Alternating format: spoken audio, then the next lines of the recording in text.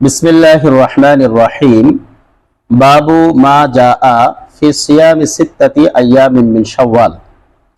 قال الإمام الترمذي حدثنا أحمد بن منيع قال حدثنا أبو معاوية قال حدثنا سعد بن سعيد عن عمر بن ثابت عن أبي أيوب أنصاري رضي الله تعالى عنه أنه قال قال رسول الله صلى الله عليه وسلم من صام رمضان ثم أتبعه ستا من شوال فذلك صيام الدهر। সুনানে আত-তিরমিজি পৃষ্ঠা নম্বর 158, অধ্যায় নম্বর 53, হাদিস নম্বর 759।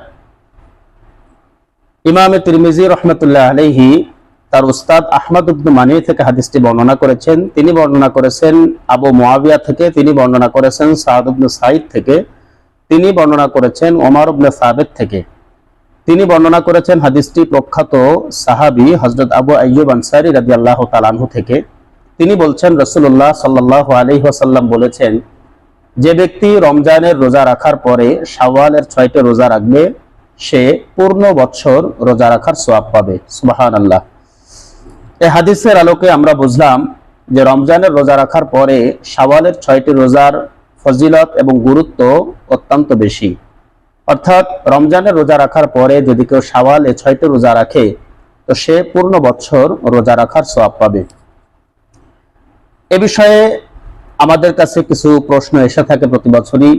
সেটি হলো যে শাওয়ালের এই 6টি রোজা লাগাতার একসাথে রাখবে নাকি ভেঙে ভেঙে রাখবে। এই প্রশ্নের উত্তরে আমরা বলবো যে রাসূলুল্লাহ সাল্লাল্লাহু আলাইহি ওয়াসাল্লাম শাওয়ালের 6 রোজা রাখার কথা বলেছেন, কিন্তু একটানা রাখবে নাকি ভেঙে ভেঙে রাখবে এ বিষয়ে কোনো নির্দেশনা হাদিসে আসেনি। সুতরাং শাওয়ালের 6টি রোজা একটানা যেমন রাখা যাবে তেমনি ভেঙে ভেঙে শাওয়াল মাসের মধ্যে রাখলেও এই ফজিলত প্রাপ্ত হবে বলে আশা করা যায়। দ্বিতীয় বিষয় হলো, যদি কারো রমজানে রোজা কাজা হয়ে যায় তাহলে কাজা রোজা আগে রাখবে নাকি শাওয়ালের 6 রোজা আগে রাখবে। এই প্রশ্নের উত্তরে আমরা বলবো যে যেহেতু হাদিসে রাসূলুল্লাহ সাল্লাল্লাহু আলাইহি ওয়াসাল্লাম রমজানের রোজা পূর্ণ করার পরেই শাওয়ালের 6 রোজা রাখার নির্দেশনা দিয়েছেন, সুতরাং রমজানে যদি কারো রোজা কাজা হয়ে যায় কোনো অসুস্থতার কারণে, সফরের কারণে অথবা অন্য যে কোনো শরঈ ওযরের কারণে যদি কারো রোজা কাজা হয় তাহলে আগে রমজানের রোজা পূর্ণ করবে, অর্থাৎ কাজা করবে, এরপরে শাওয়ালের রোজা রাখবে।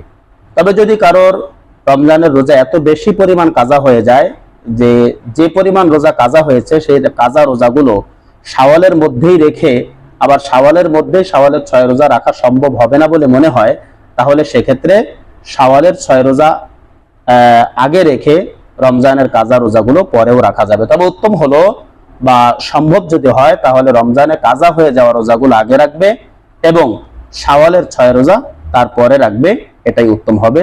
আল্লাহ তাআলা আমাদেরকে তৌফিক দান করুন।